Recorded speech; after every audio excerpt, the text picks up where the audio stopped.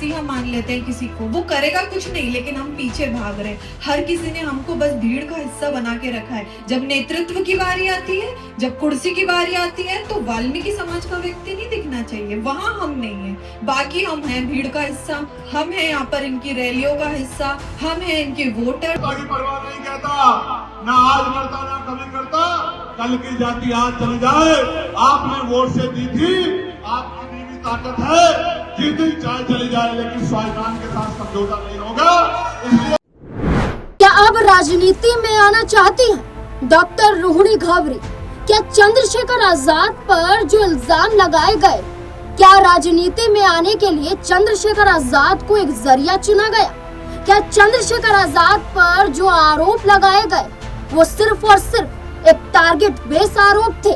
दरअसल अब राजनीति में आने की चर्चा डॉक्टर रोहिणी घावरी को लेकर क्यों हो रही है दर्शकों? सबसे बड़ी वजह कि जो अपने आप को एक दलित की बेटी कहकर ये कहती हैं कि उन्हें जो भारत सरकार की तरफ से स्कॉलरशिप मिले, इसके जरिए उन्होंने विदेश में जाकर पढ़ाई की, पीएचडी के जरिए शिक्षा हासिल की और आज स्विट्जरलैंड में न सिर्फ एनजीओ चला रही है बल्कि जॉब भी कर रही है, नौकरी कर रही है और अच्छा खासा कमा रही हैं और अपने परिवार को भी चला रही हैं। लेकिन यही डॉक्टर रोहिणी घावरी जो बार बार सिर्फ सोशल मीडिया के जरिए अपने आप को दलितों की बेटी, दलितों की आवाज के साथ साथ ये कह रही हैं कि उनके साथ शोषण हुआ है, तो क्या वाकई शोषण हुआ है या जानबूझकर चंद्रशेखर आजाद को फंसाया जा रहा है? देखिए, हम नहीं बल्कि कई खबरें इस बात का अंदाजा लगा रही हैं कि चंद्रशेखर आजाद हो सकता है कि वे बेगुनाह हो, लेकिन चंद्रशेखर आजाद को एक जरिया बनाया गया, एक टारगेट बनाया गया ताकि उनके जरिए ऐसे वक्त पे राजनीति में आया जा सके जब 2027 में विधानसभा का चुनाव है। दर्शकों, जी हाँ, आपको बता दें कि जहां डॉक्टर रोहिणी घावरी चंद्रशेखर पर आरोप लगाती हैं कि एक महिला नहीं बल्कि कई महिलाओं के साथ शोषण किया है और चंद्रशेखर आजाद ने न सिर्फ उनका मानसिक टॉर्चर किया है बल्कि शारीरिक रूप से भी प्रताड़ना दी है, उनके साथ संबंध बनाए हैं और शादी का झांसा देकर अपनी पहली शादी को छुपाया है। लेकिन डॉक्टर रोहिणी घावरी पर ही सवाल दाग दिए गए। ये पूछा गया कि जब आपको मालूम ही नहीं था कि चंद्रशेखर आजाद शादीशुदा हैं और जब आपको पता चला तब भी आप रिश्ते में क्यों थी? मान लीजिए कि 2020 में चंद्रशेखर आजाद की शादी हुई है, 2021 में आप रिश्ते में आई हैं और आप 2021 से लेकर अब तक सिर्फ आरोप लगा रही हैं। अगर आप आरोप लगा रही हैं, अब तक आप कोर्ट तक क्यों नहीं पहुंची? क्यों अब तक एफआईआर दर्ज नहीं हुई? क्यों सोशल मीडिया पर आप आरोप लगा रहे? क्यों आप एक बार भी स्विट्जरलैंड से क्या भारत नहीं आई होंगी? क्या 2021 से लेकर 2025 तक के इस दौर में क्या कभी डॉक्टर रोहिणी घावरी भारत आई नहीं है? और क्या चंद्रशेखर आजाद की सच्चाई पहले से पता थी तो क्यों नहीं उनके खिलाफ कोर्ट में कानूनी कार्यवाही के तहत लड़ाई लड़ी गई? देखिए, अब इस बात का अंदाजा क्यों लगाया जा रहा है कि वो राजनीति में आने वाली है। देखिए, इंग्लैंड में वाल्मीकि समाज को संबोधित करते हुए क्या कुछ वो कहती हुई नजर आ रही हैं, नजर आप भी डालिए। कर रहे हैं, हम लोगों को जोड़ रहे हैं, हम सोच रहे हैं कि ठीक है ज्यादा लोगों की मदद, क्योंकि राजनीति में आपने देखा हमारा क्या हाल है। हमारा राष्ट्रीय नेतृत्व एक भी नहीं है भारत में। अगर आप बोलोगे एक नेता का नाम बता दो आप राष्ट्रीय स्तर पर, हाँ हो सकता है पंजाब में होंगे, हो सकता है इंडिविजुअल मध्य प्रदेश में होंगे। हम राजनीति में पीछे, हम एजुकेशन में पीछे, तो अब इसको चेंज लेकर कैसे आए? हमारा सम्मान, हम वाल्मीकि जी को फॉलो करते हैं, वाल्मीकि जी के हाथ में कलम है, हमें वही देखना है बस, और उस पे हमें काम करना है, हमें संगठित होना है, हमें अपनी समाज की, अपनी कौम की तरक्की के ऊपर फोकस करना है। लेकिन हम लोग भ्रमित हैं, कहीं ना कहीं अलग है, उसको संगठित करके अब हम लोगों को अपने समाज की तरक्की के लिए काम करना है। इसीलिए हमने फाउंडेशन बनाया, एक एनजीओ रजिस्टर किया। मैं चाहती हूँ कि आप सब भी हमारे फाउंडेशन से जुड़ें, हम कुछ नहीं, एक एक पाउंड की मदद करें बस, और कुछ नहीं चाहिए आप लोगों से। लेकिन ये 1 पाउंड अगर 1 करोड़ लोगों ने दिया और देश के 1 करोड़ लोग अगर भारत के और अंतर्राष्ट्रीय स्तर पे जुड़े, तो आप कल्पना कीजिए कि बिना किसी नेता के आगे हाथ फैलाए हमने कितने बच्चों की मदद कर देना है, हमने कितने परिवारों की मदद कर देना है। एक जो रिजल्ट हम देखना चाहते हैं कम्युनिटी में कि ये होना चाहिए, इतने कलेक्टर होना चाहिए, इतने डॉक्टर होना चाहिए, इतने हमारे इंजीनियर होना चाहिए, जो हम गर्व करें कि हमारे बच्चे पढ़ रहे हैं, वो कैसे होंगे? एजुकेशन से। और कैसे होंगी? हम लोगों के सबके साथ से। मैंने आप लोगों को सबको एक्सपीरियंस किया, अभी 1 घंटे पहले आई हूँ, नीचे चाय नाश्ता किया, तो मुझे बहुत प्राउड फील हुआ कि कितना अच्छा माहौल है यहाँ पर, कितने संगठित है हमारे लोग। आए हैं, एक ओकेशन है, हम लोग ज्ञाननाथ महाराज जी की जन्मतिथि यहाँ पर, जन्मदिन यहाँ पर मनाने आए हैं, एक खुशी है।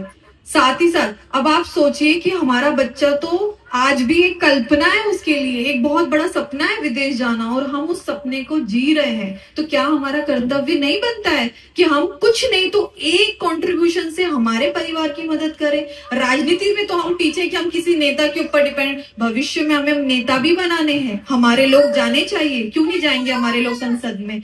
क्यों नहीं हमारा मुख्यमंत्री बन सकता? क्यों नहीं हमारा प्रधानमंत्री बन सकता? जब सबको मिला इतने सालों में मौका, तो हमें क्यों नहीं मिल सकता?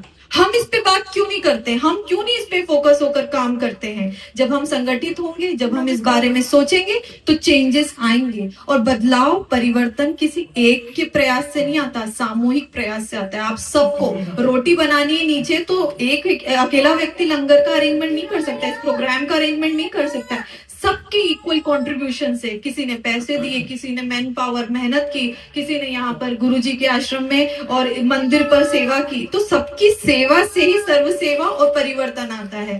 तो उसको लेकर हम लोग काम करें। मैं आप लोगों का काफी समय लिया, उसके लिए थोड़ी सी क्षमा चाहती हूँ, लेकिन एक अपनी समाज का दर्द है, इसीलिए देखो स्विट्जरलैंड से कई लोग वेकेशंस पे जाकर एंजॉय कर रहे हैं। मैं इंडिया गई 3 महीने अपनी पीएचडी की डिग्री लेकर, काफी लोगों ने मुझे बहुत सम्मानित किया, अलग अलग जगह पे 7 अलग अलग राज्यों में गई, वहां पर मैं अपने लोगों के बीच बैठी, बस गरीब हो अमीर हो सबकी, मैं उस वस्तु स्थिति को समझना चाहती हूँ कि चेंज कैसे लेकर आए, कैसे हमारे लोग, आज भी हमारे लोग ना मसीहा मान लेते हैं किसी को, वो करेगा कुछ नहीं, लेकिन हम पीछे भाग रहे हैं। हर किसी ने हमको बस भीड़ का हिस्सा बना के रखा है। जब नेतृत्व की बारी आती है, जब कुर्सी की बारी आती है, तो वाल्मीकि समाज का व्यक्ति नहीं दिखना चाहिए, वहां हम नहीं है। बाकी हम हैं भीड़ का हिस्सा, हम हैं यहाँ पर इनकी रैलियों का हिस्सा, हम हैं इनके वोटर्स, वोट देने का हिस्सा। जब बात आती है नेतृत्व की, तो हम नहीं है, वहां पर हमारे साथ जातिवाद होता है। तो इस सोच को खत्म कौन करेगा? हमें किसी और के साथ हाथ नहीं फैलाना है,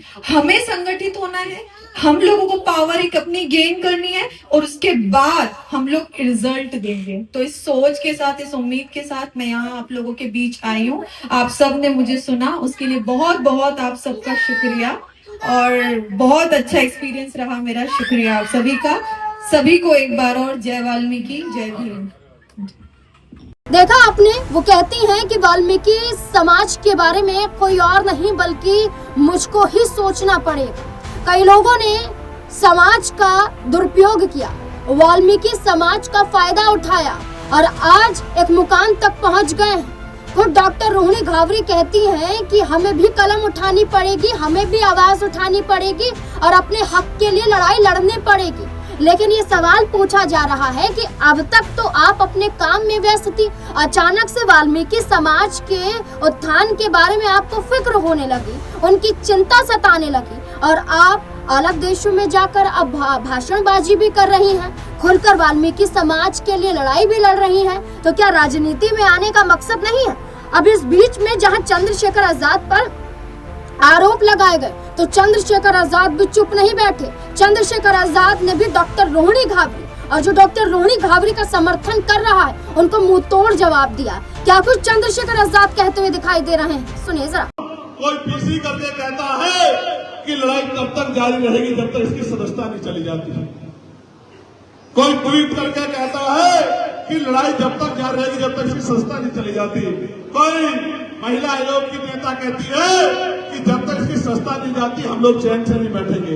एक अकेला चंद्रशेखर आजाद और उसकी पार्लियामेंट की आवाज इतनी भारी हो गई है सब लोगों पे, इन तमाम दलों पे, कि ये कहते हैं उसकी सदस्यता ले जा हमें छीननी है। अबे भैया, मैं तो उस मिट्टी का बना हूं, मुझे तो हमारी पार्टी के लोगों ने जबरदस्ती कहा कि आप चुनाव लड़ो, आपको भेजेंगे। मैंने तो पार्टी के लोग यहाँ बैठे हैं, ये कहा था किसी को लड़ा के भेज दो, मैं तो जमीन पे काम करने वाला आदमी हूँ। इन्होंने मुझसे कहा कि आप भाई आप ही को जाना है, आप बोलोगे तभी बात मजबूत होगी, तभी सरकारों में असर पड़ेगा। मैं सस्ता की परवाह नहीं कहता, ना आज करता ना कभी करता, कल की जाति आज चली जाए। आपने वोट से दी थी, आपकी दीवी ताकत है, जीती चाहे चली जाए, लेकिन स्वाभिमान के साथ समझौता नहीं होगा। इसलिए मैंने आपसे कहा, मैंने आपको हजरत इमाम हुसैन का जो उदाहरण दिया था वो इसलिए दिया था कि उनके बच्चे कुर्बान हो रहे थे, लेकिन उन्होंने समझौता नहीं किया। उन्होंने अपनी जान की बाजी लगा दी, जंग हार गए, कुर्बानी हो गई, शहादत हो गई, लेकिन लोगों के दिलों में जिंदा रहे। और आज तक यजीद को कोई नाम लेवा नहीं है और हजरत इमाम हुसैन लोगों के दिलों में जिंदा है। मैं यही बात बता रहा हूं, मैं यही बता रहा हूं। मैं सस्ता की परवाह नहीं करता। मैं कहता हूं गवर्नमेंट को, आज मेरी सस्ता छीन लो, मैं जितना ताकतवर जमीन पे हूं, ये 2027 में मेरे लोग बताने का काम करेंगे सस्ता कैसे छीनी जाती है। सुना आपने, जहां चंद्रशेखर आजाद ने कहा कि कुछ लोग हैं जो उनकी सांसदी रद्द करना चाहते हैं। उनका मकसद कुछ नहीं है, उनका मकसद है साजिश रचना।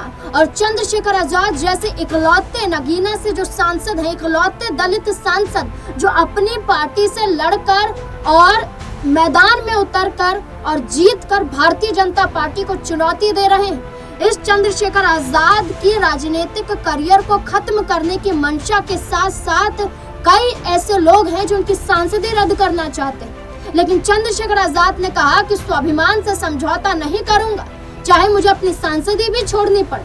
चंद्रशेखर आजाद ने कहा कि बीजेपी के कुछ नेता जो पीछे पड़े हुए हैं कि दलित की बेटी को इंसाफ दिलाओ, लेकिन अपने वक्त में कहते हैं कि अगर मैंने गुनाह किया है तो मैं फांसी पर लटक जाऊंगा अगर सबूत हो जाते हैं सारे पेश, और अगर जो भी आरोप लग रहे हैं वो सच साबित हो जाते हैं। तो ऐसे में आप देखिए कि यहाँ पर पूरा जाल बिछा हुआ है। एक तरफ बृजभूषण समर्थन करते हैं, डॉक्टर रोहिणी घावरी वाल्मीकि समाज के विकास के बारे में चर्चा करते हैं, और इधर डॉक्टर रोहिणी घावरी का वो जिक्र तक नहीं करते हैं चंद्रशेखर आजाद। और उनकी सांसदी खतरे में डालने के लिए राज्य महिला आयोग की सदस्य मीनाक्षी भराला फौरन कहती हैं, एक दिन नहीं बीतता है, एक दिन के अंदर पूरी पड़ताल हो जाती है, कहती चंद्रशेखर आजाद की सांसदी रद्द कर दीजिए। और मांग ये की जाती है। डॉक्टर रोहिणी घावरी प्रधानमंत्री तमाम जगहों पर शिकायत दर्ज करवाती है, लेकिन एक बार भी भारत नहीं आती। इंग्लैंड का दौरा करती है, वाल्मीकि समाज की बात करती हैं, लेकिन भारत नहीं आती और सवाल पर सवाल दाग रही है।